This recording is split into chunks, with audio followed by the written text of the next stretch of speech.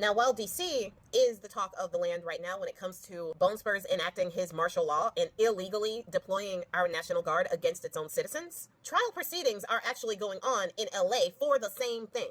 And these trial proceedings could affect what he is doing or allowed to do in D.C., as well as what he is threatening to do in places like New York, Chicago, and all of the other states and cities that he don't like. In the trial in L.A., there have been witnesses, and one of the witnesses that has been on for the last couple of days, as of yesterday, is a guy named Major General Scott Sherman.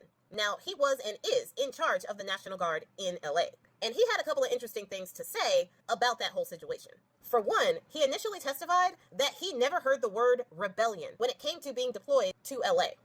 Now, he walked that back a little bit the next day, saying that in the memo, it was kind of implied there was unrest and rebellion type behavior. But the thing is, that's kind of important. Did they think it was a rebellion, or were they just using that as an excuse to do what they know they're not supposed to? Because the exceptions to the Posse Comitatus Act does involve insurrection. So if they thought that there was an insurrection or rebellion, if you will, then they would have authorization to deploy the National Guard. However, if Major General Sherman didn't hear the words rebellion and didn't actually believe that there was a rebellion, then it could be argued that that occupation was illegal. He also testified about the McCarthy Park incident that happened, where they were doing an operation with civilians, children at a kids' camp. They were doing that operation there, and he initially was against the operation because he didn't want to park the military vehicles in the middle of the street. They wanted to go originally on Father's Day, which would have had more people at the park.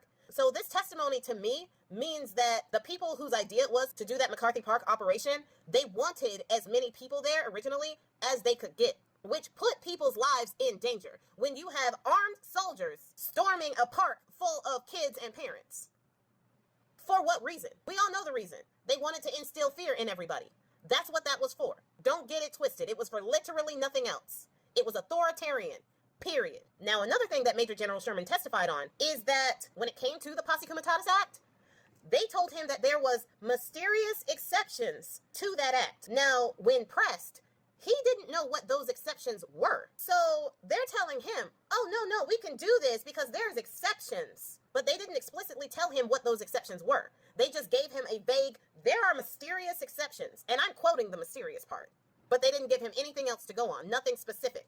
And apparently the rebellion, aka the protesters who have a constitutional right to protest, apparently that wasn't enough of an exception now. They don't even know what the exceptions were. And he literally said on the stand, well, I'm not a lawyer, so I don't know. Bro, come here. Let me talk to you for a minute. If you are going to be leading the National Guard against your own citizens, I need a little bit more from you than I was just following orders. If you need any further reason why I need a little bit more from you than that, go ahead and look at the 1930s and see what happened there. Just go ahead, take a look.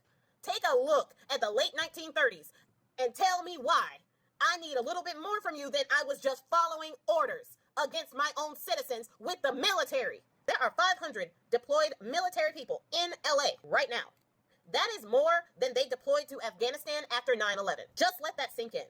The Bone Spurs administration does not surprise me with literally anything that they are doing. Why? Because we already said it was going to happen. Black women specifically tried to warn everybody that every single thing that is happening right now was going to happen. You were all warned that this was going to happen. What is surprising, though, is the lack of fight, the lack of people actually being ready, our military actually remembering their oath to fight both foreign and domestic threats to the United States. Our military is so good and so proud to fight foreign threats and so blind to the threat that is right here at home. Do better.